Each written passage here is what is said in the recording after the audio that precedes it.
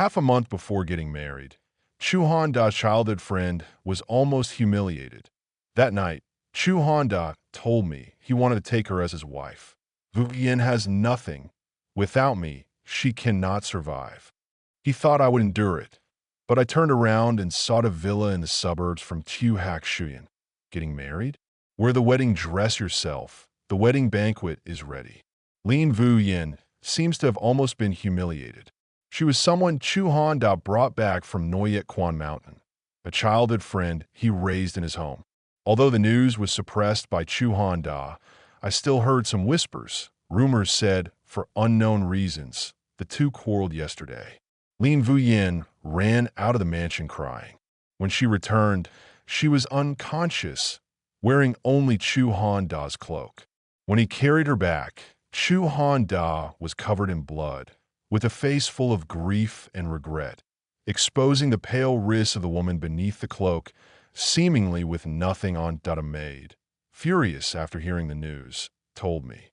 In just 2 weeks, he would marry me, the lady, yet he was intimate with another woman in broad daylight, treating me with disdain?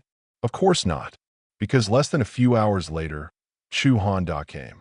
He said, Tong and Vu Yen now has nothing. If after this incident there is no me, she cannot survive. I want to marry her. His voice was firm, with no intention of negotiating. It sounded more like charity than anything else. He paused for a moment and suggested, I don't want you to feel wronged, but if you don't want to be a concubine, you could be a wife alongside her. It seemed he assumed I would endure, leaving with just that, hastily returning. The next day, a servant went to find out information and came back saying he stayed all night in Lien Vu Yen's room, even telling someone to prepare a phoenix coronet and wedding dress in the morning. The whole city knows I love Chu Han Da desperately. I sent treasures worth a fortune to his mansion, like throwing money out the window. He was at the battlefield. I sent food supplies and winter clothing. Even after getting engaged, he used the excuse of war to postpone marriage year after year, from when I was 17 to when I was 21. I never complained a single word. He thought that after 5 years of enduring this, surely I wouldn't mind another title as co-wife. But this time I didn't want to endure anymore. Without hesitation, I ordered the maid to prepare a carriage to leave the city, until I knocked on the door of Prince's villa. Seeing Chu Hành Dã, who had just come from the hot spring, I smiled faintly and said, "Chu Prince get married? In half a month. I'll bring the wedding items worth a fortune myself. The wedding feast is prepared. Chu Hành Dã, the only son of Princess Truong and Duke Mandu, a famous playboy in the capital. They say he doesn't do anything seriously. Horse racing, bird fighting, even beating a prince were things he didn't shy away from. Despite his arrogance and rebelliousness, even the emperor wished to avoid meeting him. Yet he possesses an extraordinary face. At this moment, I didn't know if he had just come from the bath or not. His black hair was slightly damp, the robe sash loose. His eyes wide open, with sharp and shocked. Mary? Weren't you head over heels for that ugly scoundrel of the Chu family? What? Did he betray you? Ugly scoundrel? The term he used to describe Chu Han Da made my eyelid twitch. After all, Chu Han Da's looks weren't that bad. Earlier this year, he won a war, riding through Xuanwu Street, receiving an entire cart of fragrant sachets. But head over heels? Not quite. The Tong family has been in business for decades. By the time of my father, it had reached its peak. But he loved my mother dearly, never taking a concubine his whole life. The engagement to Chu Han Da was his decision made on my behalf before he passed away from illness. Chu Han Da came from a distinguished lineage in the new court, his family not far off from the Tong family's wealth. Leveraging his power to protect the Tong family's assets, I, without much thought, agreed with a nod. After my father passed away, to solidify this engagement, I spent no small amount of money on him. With a marriage contract in hand, I wasn't troubled by anyone in the capital, because with me behind him, he thrived at Nguyệt Quan mountain as a fish to water. If nothing unexpected happened, this union was seen as perfect. But unexpectedly, When he returned victorious, he brought along Lien Vu Yen. People said Chu Hành Dã and Lien Vu Yen were childhood acquaintances. Her father took care of him when they were young. The two were considered childhood sweethearts. Lien Vu Yen's father passed away, and she traveled 1,000 miles to find shelter. Chu Hành Dã taking care of her was not something to be criticized. However, Chu Hành Dã took her with him for 3 years while he went to war. Upon returning to the capital, he ignored all the criticisms and arranged for her to stay in the back residence of the Chu house. I still clearly remember that day when I went to ask under what identity she would enter the house, and Chu Hành Dã angrily shouted, "I have known Vu Yen for many years, of course. She is my sister. She's already pitiful enough. Tong and Vu, don't be jealous like that." Sister? Jealous? Thinking back to those words still makes me laugh. After all, I once saw him hug that sister to his chest. Yesterday, he even came to me about that sister, saying that if I didn't want to be a concubine, he would demote me. Concubine? A proper wife? Is that even possible? I got married just to have someone protect my family's assets. If I can't escape the situation of a husband with multiple wives and concubines, I might as well climb onto a high branch that's not easy to mess with. Looking at Tiêu Hạc Xuyên in front of me, frowning and curiously looking at me, I smiled. Tu Tuk Tu, the Tong family has money. Even if in the future you gamble on horse races, bet on birds, or spend money like water in a brothel, I won't say a word. As long as you marry me, as long as your constant parade of women doesn't bother me, I can support you. How about it? Do you agree? Perhaps no woman has ever framed support you in those terms with him. Chu Hành Dã was shocked, then took a deep breath. His face gradually turned red at a speed visible to the naked eye until it covered both ears with a blush. Don't spout nonsense. When have I ever spent money like garbage at a brothel? Don't tarnish my reputation. It seemed he was provoked, not looking at me anymore, but turning his back and calling for his guards. Quickly take her back. A young lady visiting a strange man. Where's the face now? The guards received the order. He even threatened, "Be careful, don't let others see. If words of tonight leak out, be careful with your skin." I wanted to say more, but just as I called out Tuk Tu, he acted as if a raging flood monster was behind him, immediately running back inside without a trace. It wasn't until I was in the carriage returning to the capital that I slowly regained my spirits. Reputation? Chu Hành Dã, at 19, insulted the Minister of Rights. At 16, he spilled the king's fine wine at a palace banquet. At 13, he even chased the crown prince and other princes. Everyone avoided him. Has he ever had something called a reputation? In the end, Chu Hành Dã did not say whether he agreed or not. Unable to gauge his thoughts, I've been thinking over and over, deciding that I should first annul the engagement with Chu Hành Dã. In recent years, the Tong family's business in the capital has been thriving. Half of the shops in the capital are in my hands. As a woman, approaching the marriage date and taking the initiative to break the engagement will certainly garner criticism. Without Chu Hành Dã's support, I would also face some troubles. But compared to marrying into the Chu family and getting entangled in the back residence's struggles, these things are insignificant. After all, last month when I sought out Chu Hành Dã to discuss the wedding details, Lien Vu Yen's vigilant and smug expression in his arms made my head ache just thinking about it. I made up my mind, got up early the next day, had someone bring out red silk and lanterns from the house, and then personally picked up the pen to write the letter of annulment. The letter of annulment was not difficult. With careful wording, I spent half an hour to complete it. But before the last stroke was down, I heard the commotion outside. I went out because of the noise and found eunuchs outside the door announcing an imperial edict. Seeing me, the eunuch smiled, saying congratulations 3 times before starting to read the decree. The decree contained a lot.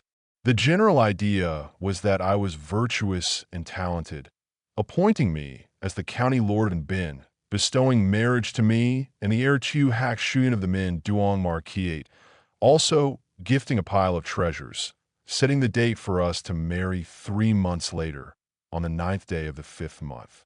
When Chu Hành Dã heard the news and rushed over, the decree had just been announced. This meant that as soon as the decree left the palace, he got the news, then hurriedly rode over, not even realizing his hairbun was askew. He frowned, gritting his teeth and staring intensely at me. But the question was directed at the eunuch announcing the decree. "I and Miss Tong have an engagement. What does His Majesty mean by this decree?"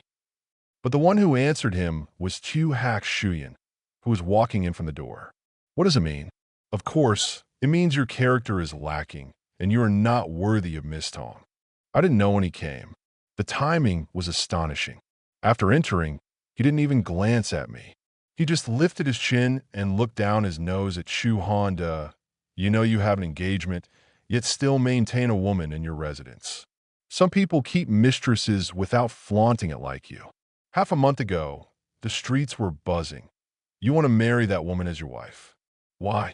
Are you marrying her as your wife and letting Lady Song be the concubine? Oh, I wouldn't dare dream of such a disgraceful thing even in my dreams," Chu Hak Xuyên said incessantly, leaving Chu Han speechless. At this moment, he was entirely different from his angry, red-faced demeanor last night. I was slightly surprised and couldn't help but look at him longer. Noticing my gaze, he quickly glanced at me, then suddenly curled his lips, raised his eyebrows, and looked at me as if expecting praise.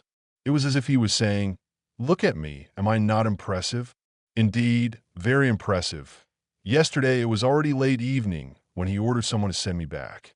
Riding a horse from the outskirts to the palace takes about an hour, and by then, the palace gates were already closed.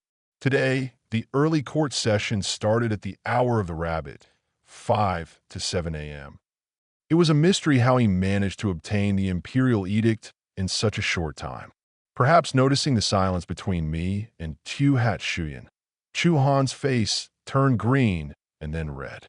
But he didn't pay attention to Chu Hak Xuyên, instead looking at me with impatience.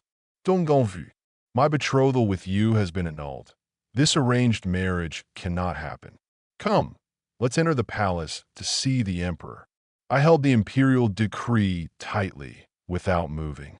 "General Chu, you just announced your intention to marry someone else close to the wedding date. I refuse to be an equal wife, and even less to be a concubine. Weren't you sure I wouldn't dare to break off the engagement with you?" It seemed he didn't expect me to refuse. Chu Han suddenly widened his eyes, seemingly in disbelief. Vu Yen endured much hardship alone at Nguyệt Quan Mountain. Now again, after all, it's just a title. Why can't you show her leniency? Leniency for her. I almost laughed in anger.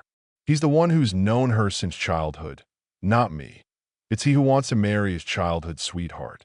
Why is it that when I refuse to marry him, it becomes my fault for not being lenient to others? I paused, then, with a deep voice, ordered someone to bring the letter of breakup from the room. "General Chu, even if there wasn't an imperial decree today, I still want to cancel this wedding. The breakup letter is ready. From now on, who we marry is our business, and it doesn't concern either of us. Please, everyone, bear witness." Upon seeing the breakup letter, his expression suddenly turned grim and then extremely angry. "Tong and Vu, breaking off the engagement? Do you dare?" As a military officer, it's almost instinctual for him to use force. Perhaps he intended to step forward and grab my hand. But before he could get close, his shoulder was held firmly by someone else. Don't shout and bark like that, ruining someone's reputation." Chu Han struggled twice, but couldn't break free. In contrast, Chu Hak Xuyên didn't budge. Coming close to Chu Han, his face showed no expression. Despite his extremely indifferent facade, when he put on a serious face, he was terrifyingly intimidating. "After today, you and she have no relationship. When you see her in the future, either address her as Lady Tong or respectfully as the heir's wife, but don't ruin her reputation." Chu Han was dismissed by Chu Hak Xuyên. Without his interference, the witnesses were rewarded and laughed as they returned to report, Not until everyone had left did Chu Hat-Shuyan's face relax, returning to his uninhibited, carefree appearance. Last night, amidst dim lights and hurried conversations, I didn't have a chance to look at him closely. This was the first official meeting between him and me. Today he wore a high hat. Unlike the stunning enchantment last night, now he was even more gallant, with a stronger heroic spirit. Our eyes met, and an air of silence hung between us. After a while, he suddenly shifted his gaze uneasily, then lightly coughed. Chu Han has military merit, a contributor to the court, and a person flatterers admire in the capital. Even if he demotes a wife to a concubine, your breakup is reasonable, though it's hard to avoid criticism. The matter was urgent. I couldn't think of a better solution either. With this imperial decree, outsiders won't dare look down on you anymore. Chu Hat-Shuyan left me startled. Absolutely accurate. I'm a woman. Moreover, a merchant woman in contact with all sorts of people.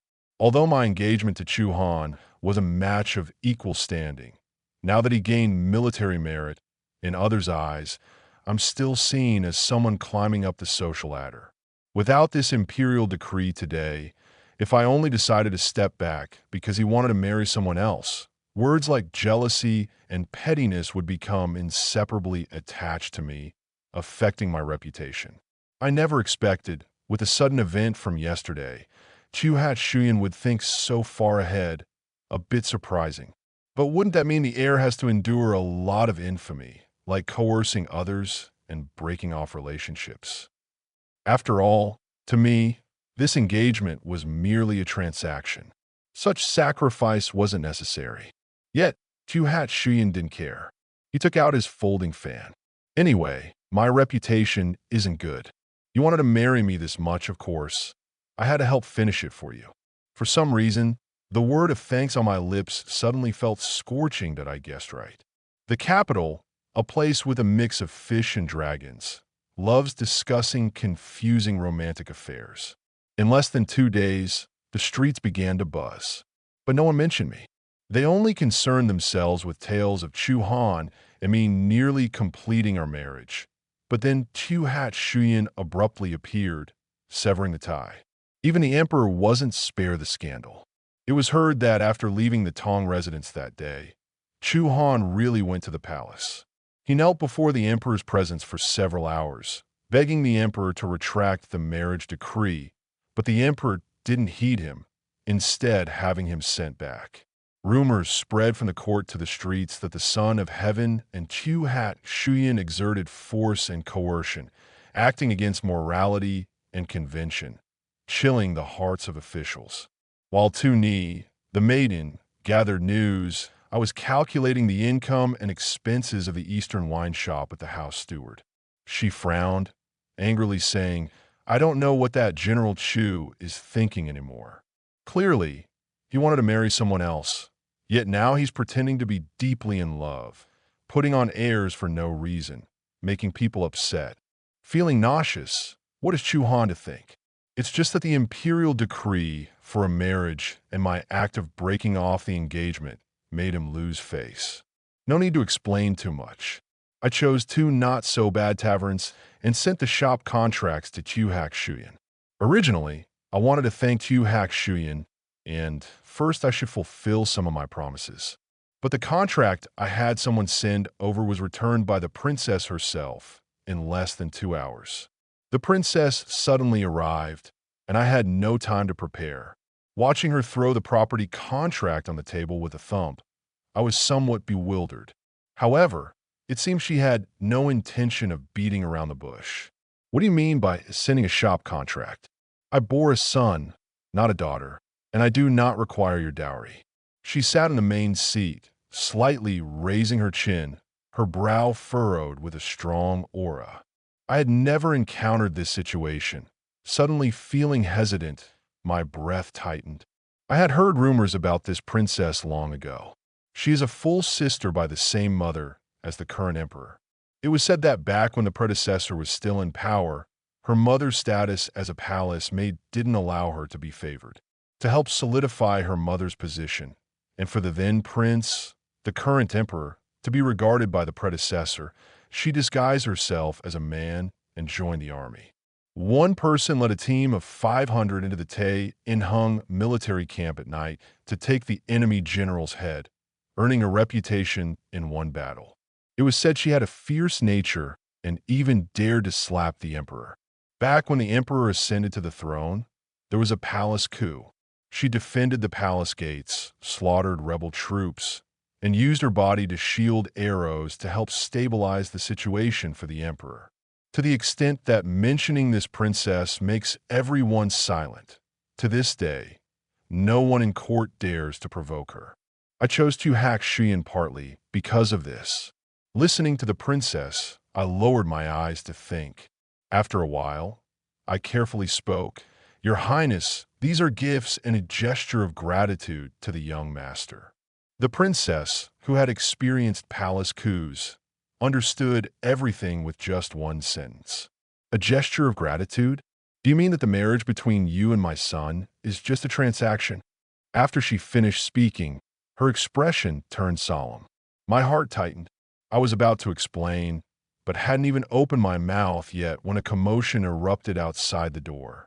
The maid hadn't even made it inside before the sorrowful cries of a woman could be heard. Miss Tong, I just want a place to belong. Please grant me a path to live, I beg of you. Lien Vu Yen suden apathan supit meabit. After all, we had only met hastily once before and hadn't seen each other since. When she was brought inside, she was still crying. Her eyes were red, with tears shimmering on her face, a sight I found pitiful. She truly was a beauty. Upon entering and seeing the princess, her face looked astounded, then quickly turned fearful as she knelt, her complexion turning pale rapidly. This common woman did not know your highness was also here. This common woman did not intentionally collide with your highness. Please forgive. Not know? The princess had just arrived, and she was right behind. There is no such coincidence in this world. I don't believe it, but it seems the princess did. She frowned, took a sip of tea, and glanced at Lien Vu Yen, instilling a sense of awe without anger. Who are you? Why do you ask Lady Tong to grant you a way to live? Lien Vu Yen weakly nen let. This common woman is the daughter of the Shi Chiu Don's camp leader, Lien Tang. 3 years ago, father died on the battlefield. It was General Chu who took me in and cared for me. General Chu always treated me like a sibling, but a few days ago, I was nearly violated. The general felt I was pitiful and in distress, willing to grant me the status of a concubine for Miss Tong's arrival to protect my reputation. She unabashedly disclosed her near disgrace. Speaking of her pain, tears continued to fall. After hesitantly speaking for half the day, she finally raised her head to look at me. Miss Tong, I know you dislike me, which is why you insisted on breaking off the engagement with the general for my sake. Right now, the general wants to take me away because of you. But that day you saw it. I was taken, my reputation damaged, with nowhere to go. Leaving the general's residence is but a path to death. I beg you, don't break off the engagement with the general to punish me. Allow me a path to live. Truly eloquent. Lien Vu Yen's words sounded like pleas, yet every word made people feel confused, thinking I was jealous, leading people to ruin her purity and not letting her go, forcing her into a corner. As expected, Tuesday, Ni angrily refuted. How can you say that? How does your ruined purity relate to our miss? Clearly, General Chu said he wanted to marry you as his wife, to make Our Lady a secondary wife, or a concubine, or break off the engagement. But these words fell right into Lien Vu Yen's trap. The general and Miss Tong had an engagement beforehand. Being kind doesn't mean at the last moment before marriage he would suddenly lower the status of a fiancé to that of a concubine and marry a disgraced orphan like me. Moreover, I never said that my near disgrace was related to Miss Tong. How could this miss think such? Or perhaps, her eyes widened, displaying an incredulous expression.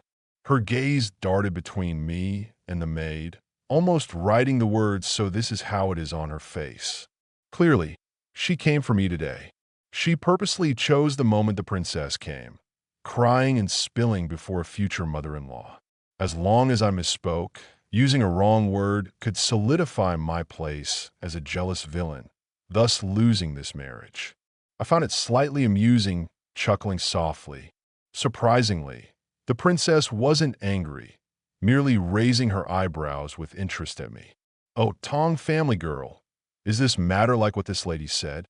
I smiled, not immediately replying, but looked towards Lien Vu Yen. "Lien lady, you say that I broke off an engagement because of you and harmed your purity. Do you have evidence?" Seemingly unexpected at my calm counter-question, Lien Vu Yen's expression immediately stiffened but quickly masked it with tears. Her words, "The maid of the speaker, not what I say." She truly does not let a drop of water slip through. But she must be disappointed. I did not refute, just nodded. "Well, that means there is no evidence. But since you have questions today, I naturally have to answer you to prevent words from spreading in the future and tarnishing my reputation." As soon as I finished speaking, I didn't look at her, but turned to the Princess Regent. "Your Highness, I wonder if you are free today? How about staying for dinner and chatting with me?" Of course, the Princess Regent was not in a hurry. She drank the Longjing tea newly brought into my mansion this year. She listened to the opera troupe I invited back from Nam Yuen. Moreover, she was very attentive. Whether intentionally or unintentionally, she still did not let Lien Vu Yen, who was kneeling on the ground, stand up. She didn't speak up, and Lien Vu Yen dared not move, only kneeling obediently. Until 2 hours later, after listening to a play, she saw Chu Han Dã leisurely arrive. Only then did she seem to remember and frowned. "Oh, why is this young lady still kneeling? Look at my memory. I really am getting old, forgotten this matter. General Chu, hurry up and help her stand up. Clear the place." Her expression of surprise was reasonable, but I found something very strange. Chu Han Dã seemed to have realized it as well. But he was angry and dared not speak, only turning to ask me, "Tong and Vu, didn't you say that even if I and Vu Yin had any issue, it had nothing to do with you? Why are you making things difficult for her today?" I intentionally had someone invite him. When he asked this, he kept looking at me. I don't know if it was my illusion, but I saw a trace of urgency in his eyes. I didn't answer, nor did I look at him, but looked at Lien Vu Yen, whose face was pale as he held her up with an indifferent tone. "Don't rush. Who makes things difficult for whom? Wait for the witness to come, and then we'll talk." The person arrived quickly. What was unexpected was that when Tuesday Ni brought the person back, Tiêu Hạc Xuyên followed behind. Seeing Chu Han Dã, he frowned deeply. His gaze swept over me and then shifted away, instead looking toward the Princess Regent. "Mother has come to the Tong residence for what? To watch a play." The Princess Regent did not look at him even once. Her eyes were both interested and curious as she looked towards Chu Han Dã and Lien Vu Yen. As for Lien Vu Yen, standing behind Chu Han Dã, after seeing the man in tattered, dirty clothes standing behind Tuesday Ni, her face turned pale. Before I could inquire, that man, already agitated to the point of red eyes, spoke up. "It was them. A few days ago, this woman gave money to me and my brothers, telling us to act with her. But the moment he arrived, she didn't say a word but instead falsely accused us, resulting in my brother's death." The man's words were like thunder in clear skies, and everyone looked towards Lien Vu Yen. Lien Vu Yen was extremely flustered, but she certainly wouldn't admit it. "Lies. I've never known you. When did I ever deal with you?" She said this, and then looked at me with tears on the brink of falling. Her voice was carrying a sob. "I am a woman, and my purity is more valuable than my life. Miss Tong, no matter how much you hate me, you can't simply find someone to falsely accuse me like this, can you?" I remained silent, merely furrowing my brows slightly. "Miss Lien, have you forgotten that I am a merchant?" She angrily said. "So what if you are a merchant?" I smiled. "I do business to make money, and money can buy everything I want. In the eyes of the world, scholars, farmers, artisans, and merchants. Merchants are ranked last, the lowest class. But so what? News is the most circulating thing in mundane places like tea shops or markets. Lien Vu Yen probably thought her actions were known to no one. She did not know that when she left the Chu residence, disguised herself, and went to the western corner to find those beggars, she was seen by the peddlers and the madam's people. And that news, in less than 2 hours, had spread throughout the tea shops and taverns of mine. Clearly, Lien Vu Yen didn't believe this explanation. Miss Tong, you have money, you can steal by the mouths of people to let them pretend to be witnesses for you. Her eyes filled with tears, looking towards Chu Honda General. If I had known today I would be humiliated like this, then beforehand you shouldn't have saved me. Just let me die in that deserted temple. As soon as she finished, the man in tattered clothes cursed loudly. Umph. Even though I'm just a beggar, I am a righteous person. When you gave us the silver, you also said your husband loved his concubine and wanted to destroy his wife, wanting us to act to make him worry. But the moment you led us into that deserted temple, without saying anything, you undressed, even revealing your yellow lotus-embroidered slip. The more passionately he cursed, the more he began to sob. If I didn't dislike women, I would have had no chance to live seeing that situation. It's pitiful for my brother. Even though he was a beggar, he was a truly honest person, yet he was killed by one strike of your husband's sword. Each sentence caused Lien Vu Yen's complexion to turn a shade paler. But this time, she hadn't even had the chance to retort when Chu Han Da's face darkened.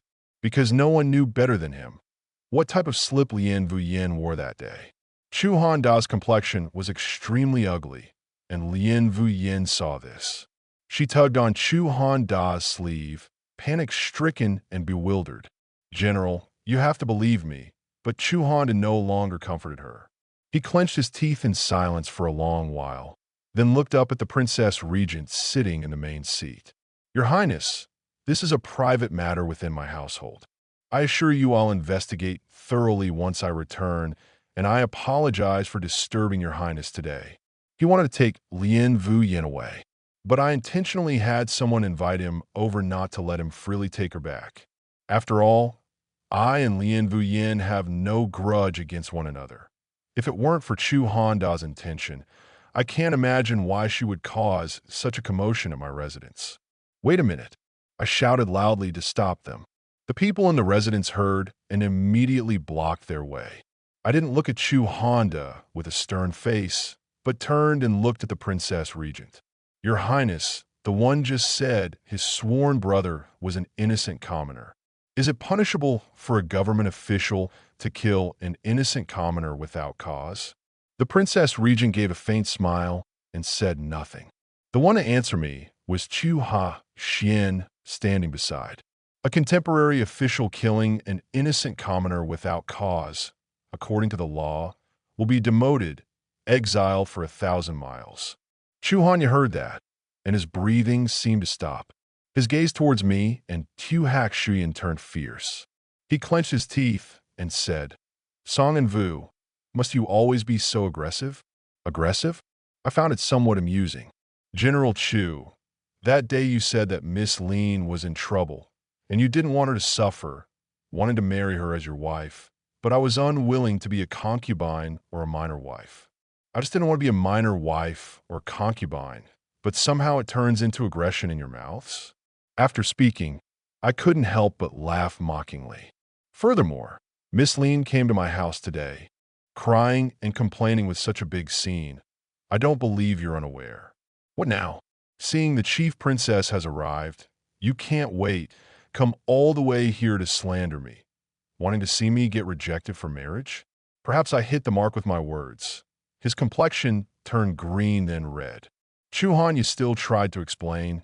No, but as soon as he spoke, I interrupted him. General Chu, I don't care about your intentions. I think if we're all in the capital, then we're from the same side. You dramatize and kill people. I don't want to go public.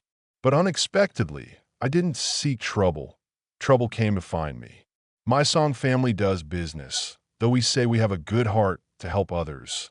We're not soft targets for you to squeeze as you please.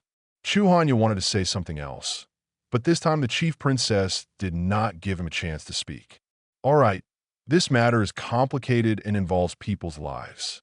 Why don't we hand it over to the Ying Tian Prefecture for investigation and then make a decision? The Ying Tian Prefecture has always handled cases fairly, ensuring that no good person suffers injustice. Right, young General Chu? She elongated her voice. Chu Xuyuan, standing next to her, was also smiling, though the smile didn't reach his eyes. The corner of his mouth held a cold smile. General Chu, you don't have to feel aggrieved. You've always had to think carefully, plan, and prepare before a battle. Surely, you've considered the results this time, too. Don't worry, your blessings are still ahead. When Lien Vu Yen arrived, she cried and wailed, trying to make as much noise as possible. When leaving, she dared not make any sound. After they left, I wasn't idle either.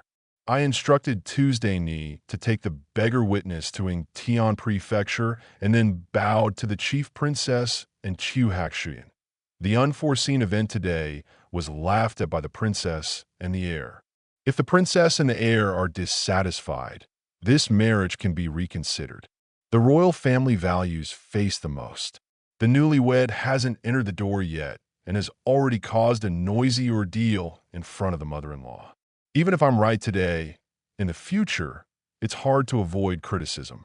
I originally thought the chief princess would care, but she seemed unfazed. Instead, her expression was more relaxed than when she first arrived. Her tone was even more gentle. Rest assured, this palace is not the type of mother-in-law who cannot discern right from wrong and insists on tormenting others. Today, they deliberately caused trouble at the door. You managed the situation without panicking. Courageous, I like it. As soon as she finished saying Chu Xuyuan beside her suddenly raised his eyebrows. Then he raised his head and puffed his chest as if he were the one being praised, looking extremely proud. The chief princess seemed well acquainted with this demeanor of his. Ignoring him, she simply smiled kindly, stood up, and took out a thick stack of paper from her sleeve to hand to me. Today, this palace came to deliver the list of betrothal gifts. Aside from that, there's a house in the South City. After you're married, you can choose to live there or in your own place. It's up to you. But there are a few words I must say to you first. A dense stack of betrothal gifts. Just holding it felt heavy. I was slightly surprised. But the chief princess didn't feel anything wrong. She paused slightly, glanced at Chu Xuyuan disdainfully for a moment. I wondered if it was a figment of my imagination. Her gaze seemed somewhat disparaging, as if she had 1,000 things to say. But at last, she decided when she spoke. Surely you're aware of his chaotic affairs. Though this marriage is an imperial decree, if you disdain him, it's still not too late to regret now. Otherwise, once married, he's yours, and no matter what tumultuous events he causes, you'll have to find a way to deal with it yourself. My place does not accept complaints. Many times, I wish I weren't the one who birthed this son. Having supervised him for over 20 years, I've had headaches for over 20 years, just wishing for a few peaceful days. But rest assured, if you have no issues with this marriage, during this time, I'll keep him at home to refine his personality and teach him some propriety. After hearing these words, I didn't feel it was a chronic illness. But somehow, there's always a sense of weirdness. Where the weirdness lies, I cannot say. Chu Xuyuan, who had always had red ears, suddenly gritted his teeth and spoke. Mother, you're marrying a daughter, aren't you? Please stop talking. Continue talking. And do you want me to be a thug for life? The chief princess was dragged and coaxed back by Chu Xuyuan. He didn't leave, standing at the door watching the chief princess get into the carriage. After confirming she wasn't eavesdropping, he turned back to look at me. Today's affair was my lack of forethought.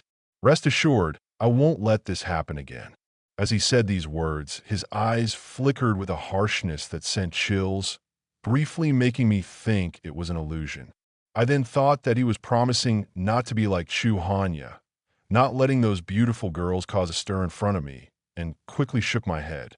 After marriage, if the heir wants to marry secondary wives or take concubines, It's fine. As long as you keep my honor externally, let the Song family's business maintain its position in the capital. All your expenditures will be my responsibility. I'll keep my promise.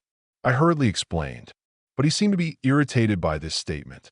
His breathing seemed to stiffen, eyes wide open. Last time it was visiting a brothel. This time it's secondary wives and concubines. Does she want me to have other women? So much. Seeing me silent with wide eyes, he frowned tightly.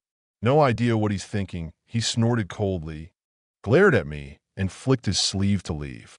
No way. What was he angry about? With the eldest princess and Xie's intervention, the sentence of Chu Hành Dã and Lien Vu Yen was presented to the court by the Ministry of Heavenly Justice early the next morning. The beggar I found to testify retained the household registration of his brother. The evidence was extremely accurate. Chu Hành Dã and Lien Vu Yen could not deny it. Lien Vu Yen was the mastermind, sentenced to imprisonment and exile. Although Chu Hành Dã was deceived, he could not escape punishment. He was demoted to a third-grade official, confined for half a year, and penalized for 2 years' salary. It was said that when this verdict was issued, several ministers who were on good terms with Chu Hành Dã discreetly criticized it. Some even brought up the arranged marriage between Tiêu Hạc Xuyên and me to discuss. Miss Lien and General Chu were truly suffering because of love. Even if he said he made her a concubine, the emperor couldn't just help the eldest princess's family and snatch someone else's relationship. But the emperor did not waver, dismissing the petitions aside. What other way do I have? The imperial decree for the arranged marriage was written by the emperor for that brat 5 years ago. Back then, the bride from the Song family wasn't engaged yet. If he hadn't been constantly flaunting the imperial decree smugly, the marriage of Song family would not have fallen to Chu Hành Dã. The betrothal between the Chu and Song families after 5 years was still not successful, going round and round back to the starting point, proving that those two families had no fate. All right, this matter is decided. No one should bring it up again. Seeing the emperor's anger, there was finally silence in the court. When I heard this rumor on the street, it was already 2 days later. Pierre brought back the news, laughing so hard her eyes turned into lines. It was said that these days, Xie the heir was often squatting in front of the Ministry of Heavenly Justice's gate, shouting every time someone passed by, "Investigate fairly and resolve quickly." Now everyone on the street was ridiculing that Chu family heir. All laughed at him for not knowing right from wrong, not knowing who is good or bad, for ruining his own good relationship over a wicked woman, and thus wrecking his future. Serves him right. TSK, TSK. No matter how they mock him on the street, I didn't care. I only kept thinking about those rumored words the emperor said. The more I thought, the more I felt shaken inside. So, Tiêu Hạc Xuyên had already requested an imperial decree for arranged marriage 5 years ago. No wonder that day he didn't need convincing to agree readily, and he could get the imperial decree in just one night. No wonder he got so mad when mentioning the pleasure houses and concubines. I didn't know what my emotions were at that moment. Just thinking about him willing to be scolded to protect my reputation. Not only stood by with the eldest princess to support me, but also racked his brain to help me track this case. Yet I just saw this marriage as a transaction, offering 2 shops which were returned. I was a bit guilty. I thought about it and decided to take more shops and personally deliver them to him. But he seemed still sulking. Although the betrothal gifts kept coming, occasionally sending some toys, he nonetheless didn't show up. Each time it was refused with the excuse, "At home learning manners." Before marriage, one shouldn't make a public appearance. Seeing the gifts piling almost into a small mountain at home, Pierre was puzzled. "Miss, why does the heir keep sending gold, jade, and glass cups to us? Doesn't he know these all come from our shops?" This was the first time I encountered this situation. I was quite baffled. Perhaps he was hinting at me that he wanted those shops. 3 months isn't long. In the blink of an eye, 2 months passed. The Song residence and the eldest princess's residence had prepared the wedding banquet meticulously. But before the wedding day could come, Taiyuan County was flooded. Half the city was destroyed. It was said that 3 nights prior there was suddenly an earthquake. The earthquake broke the dam of Tangzhong, causing the downstream city to be flooded. Because this incident happened too suddenly, and moreover at night, people were fast asleep and couldn't escape, leading to severe casualties. Not only needing a lot of rescue, but also needing the court to allocate funds to effectively handle the aftermath. However, the treasury had long been drained from years of standoff with the Xiong army at the Moon Pass. Now that the warfare had stabilized, disaster struck before a breath could be caught. The court couldn't immediately spare such a large sum. Had to start from the top, with ministers and large noble families contributing. Once I received the news, I unhesitatingly knocked on the eldest princess's residence. The Song family has been in business for decades, and its capital is fairly abundant, this time willing to donate 2/3 of the family estate. The paperwork I had prepared, totaling 70 million silver, 36 million stone of grain, as well as medicinal herbs and fabrics. Your Highness, take a look. Is anything missing? Compared to my calm tone, the expressions of the eldest princess and Xie Hak Shuyan were utterly shocked. Especially Xie Hak Shuyan. His eyes widened. In his eyes were emotions I could not understand. This is the estate amassed by the Song family for decades. Are you willing to let it go? Why not? When my father and grandfather were alive, although engaged in business, they also repaired bridges and paved roads, established charity shops. For several years, the battle at Moon Pass had not ceased. I sent winter clothes, sent food, besides the engagement with Chu Hành Dã, also due to the Song family motto, national matters outweigh family matters. Money isn't as important as human lives. Money can be earned again. If the lives of those people could be rescued by wealth, it would be worth it. As soon as the words were finished, my hands were grasped tightly by the eldest princess. Her strength was immense. Her hands slightly trembled. In her eyes gathered moisture. I had thought she would forthrightly thank me and find excuses for the emperor. Instead, she choked up and said, "Good child, marrying my silly son is indeed an injustice for you." The flood in Taiyuan County had shaken hearts.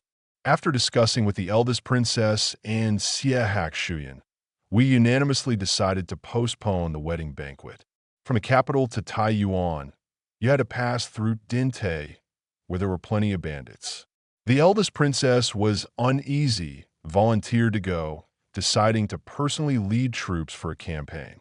Rarely, Xie Hak Shuyan also seriously volunteered for the relief. On the day they set off, I left the city to see them off. This time, Xie Hak Shuyan no longer tried to evade me. On the hillside, 10 miles out of the city, he seriously looked at me. No longer had his usual demeanor, at all lazy as before. In his eyes is a determination I've never seen before. Song and Vu, I know I'm inadequate. What I've done these past years is very absurd. My reputation is extremely poor, unworthy of you. But I won't always be like this. I will prove it to you. He was like a stone flying straight at me, causing my heart to flutter. But before I could feel it, he urged his horse to leave with the disaster relief team. It wasn't until his back completely disappeared that I realized. No, he is the eldest son of the Princess Regent, a royal member with a status that's indescribably noble. I'm just a merchant born to common people, lowly and powerless. Why would want to prove anything to me? Because of Chu Hak Shuyan, the questions I prepared earlier I forgot to ask. When I returned, I wasn't focused. But I hadn't finished thinking when the sound of noisy horse hooves and shouts to kill came closer from nowhere. Before I could react, the carriage suddenly stopped. Then a rough male voice spoke outside. "Song, our matriarch wants to see you. Get off the carriage and come with us for a while." I was tied up, blindfolded, and taken away. The horse's back was bumpy. During the journey, I fainted several times. When I thought I would die on the horse's back, the horse finally stopped, and that person threw me to the ground. The black cloth covering my eyes was also violently pulled away. After getting used to the light, I saw for the first time, or rather saw Lien Vu Yen, who had been exiled a month before. In a dilapidated wooden house, she wore heavy makeup, lying in the arms of a bearded man with a flirtatious look, completely different from the harmless, adorable appearance from a month ago. Perhaps charmed by my terrified expression, she curved her lips into a smile, somewhat triumphant. Song and Vu, did you not expect that I would still be alive and come back? Yes, I never thought she was the matriarch in the Word of the Outlaws, nor did I think she could escape on a strictly guarded exile route. Did you capture me to kill me? I calmly looked at her. She didn't answer but leaned close to the man's ear and whispered something. After listening, the man rubbed her back, said something in a language I couldn't understand, then laughed lewdly, stood up, circled me twice, nodded in satisfaction, and left. Not until the room was left with only me and Lien Vu Yen did she step forward, looking down from above, then lifting my chin. How can I kill you? You ruined my reputation, made me wander to this predicament. I naturally want you to endure the same pain I had to bear. Not knowing what she thought, that made her suddenly let out a soft laugh. Song and Vu, how about we make a bet? I've sent word to Chu Hành Dã and the Princess Regent's mansion. If Chu Hạc Xuyên comes first, I will let you go. If it's Chu Hành Dã, who is under house arrest, I will have the brothers outside take good care of you. What do you think? Lien Vu Yen made me feel utterly ridiculous. Not to mention Chu Hạc Xuyên had left the capital and wouldn't receive the news. Chu Hành Dã and I had broken off the engagement, having no relation. What makes her think he will come? Just based on the fact that the commotion at your place that day was his idea. Her voice was very assertive. Perhaps that memory made her very uncomfortable. She stood up, walked outside, and sighed. I was by his side at Nguyệt Quan Mountain for 3 years. He was injured and unable to move. I served him tea and water, but every time you brought wealth, he forgot everything I did without leaving a trace. He took me back to the capital, but was unwilling to marry me, until I nearly got humiliated, seen naked by him. Then he reluctantly agreed to take me as a concubine. But why did you want to break off the engagement? Clearly, you were born with everything. I just want to marry him, just want a place to settle. It seems she blamed all her misfortunes on me. Her gloomy eyes looked at me like a venomous snake. That day you broke off the engagement, accepted the imperial decree for marriage. He got drunk in a mansion all night. The next day told me, if he can't marry you, then I also won't marry. Look, he loves you so much. Hearing you were in danger, how could he not come? Love? This word made me feel laughable. Finally, I understood why you and Chu Hành Dã acted so recklessly and stubbornly. One was arrogant and haughty, refusing to break off the engagement because he didn't want to miss out on the benefits from our family, unwilling to bear the stigma of killing a wife to become a concubine. The other was self-righteous, believing everyone should help her, help you marry and to choose family. TSK, truly a match made in heaven. I looked up at her, barely containing my laughter. But why should I have to suffer to fulfill your wishes? My words seemed to have angered her. She suddenly stepped forward, gripping my throat tightly, as if wanting to push me to death. But just as I was about to lose breath, my vision gradually turning black when I thought I would die, she crazily stopped, muttered, "No, on the way to exile, I was mistreated, mocked, all given by you. I suffered so much, struggled to get to today. You can't just die like that." It seemed she truly wanted an answer, clearly having the chance to kill me, yet Lien Vu Yen stubbornly wanted to see the outcome. When the sound of horse hooves rang outside the wooden house, she was very excited.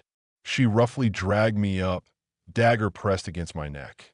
As she pushed me outside, I saw Chu Hạc Xuyên and Chu Hành Dã, one ahead, one following, galloping while fighting with the bandits. She laughed madly. Look, he really came. He actually came. Her mournful laugh hurt my ears.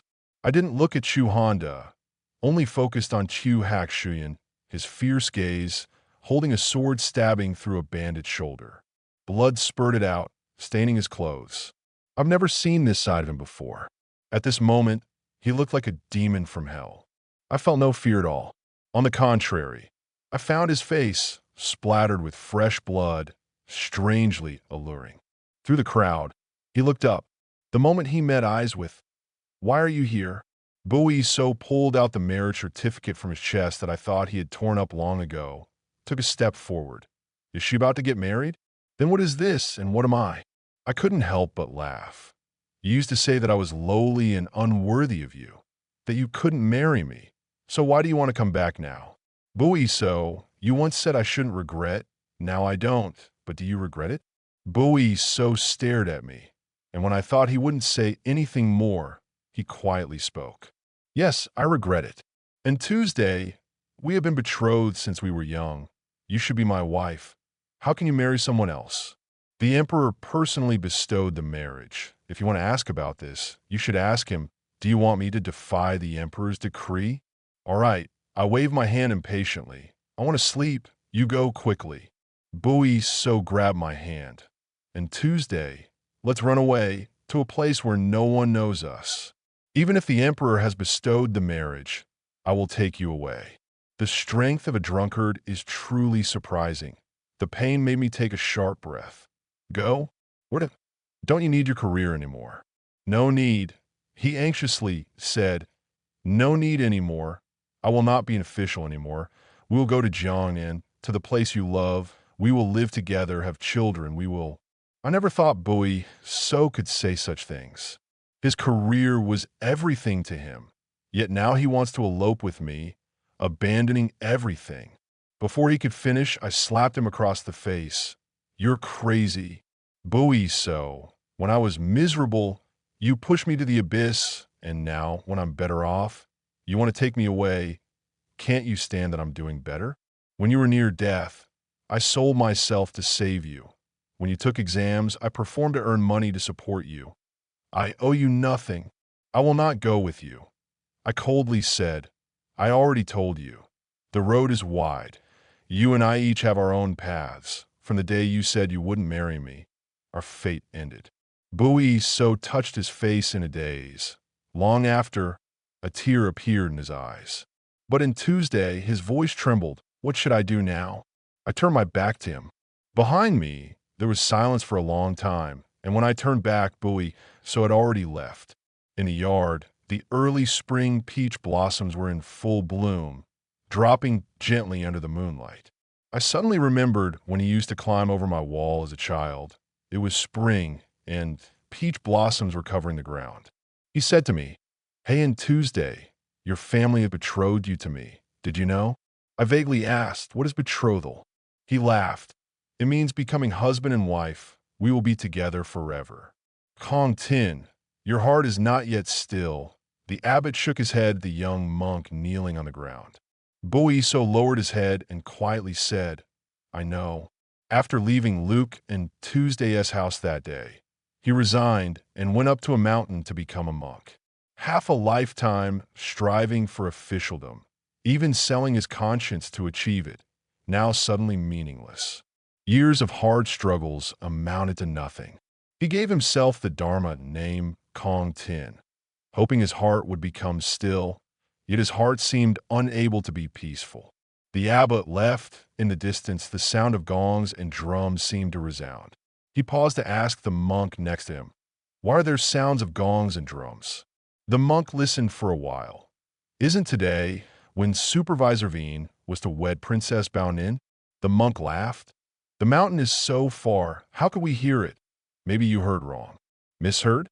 The joyful sound seemed to echo right beside him. In the peach orchard, in full bloom, Bowie so seemed to see Luke and Tuesday. Those 2 years he intentionally went back and forth in front of the Song family's little girl. But it seemed he looked like a beggar when at the temple. Each time the little girl from the Song family saw him, it was in passing. They all glanced quickly, so she couldn't recognize him. Perhaps he appeared before her too many times. Some princes in the palace also noticed her. During one encounter, they suddenly mentioned the little girl from the Song family. A merchant's daughter, charming, and will become a treasure when grown. Did the crown prince also take interest? Why not bring her as a concubine? You're not accepting? If no one does, then I'll take her. Such vulgar and dirty words. Xiao Hixin couldn't stand it any longer, using playing ball as an excuse to chase those people away. Later, he dared not appear in front of the Song family's little girl anymore, only occasionally finding excuses to drink, have fun, ride horses, and admire, protecting her from afar. His reputation began to deteriorate from then on. But it's fine. Ruined things can openly break a wine jug or reject marriage proposals at palace feasts. Even after hearing that Song's father had arranged a marriage for his daughter, he stormed into the imperial study, boldly requesting an imperial decree for marriage and a title for her. He even boldly insulted those whom the empress and courtiers wanted to match him with. After all, his reputation was already damaged. Marrying those who relate to benefits isn't worth spending a lifetime alone. It's a pity. Such a good girl. Why would you be blind enough to fall for that ugly Chu kid? Every time drunk, Xiao Hixin couldn't help but curse like that. Fortunately, after going round and round, it ended up being me. On the wedding day, seeing Song and Vu wearing bright red bridal attire, Xiao Hixin thought like this. Before entering the bridal chamber, a drunken friend tossed a stack of pictures onto his chest, mischievously saying, "First time, learn well, don't let the new sister-in-law have a bad impression." Too drunk, his head was spinning. He didn't have time to look at the pictures content before being pushed into the bridal chamber by his friends. He almost couldn't stand steadily. Staggering in, the pictures in his hand fell before Song and Vu. Maybe out of shock, her eyes widened. Her face instantly turned bright red. Following her gaze, he saw naked men and women entangled in the serious-looking covered pictures. Very explicit. "No, it's not me," he wanted to explain, when faced with her gaze. For the first time seeing her cute, shy appearance, Xiao Yixin's heart beat wildly. At this moment, he suddenly felt that maybe this is something that doesn't require a teacher to understand. Perhaps without learning, it's okay.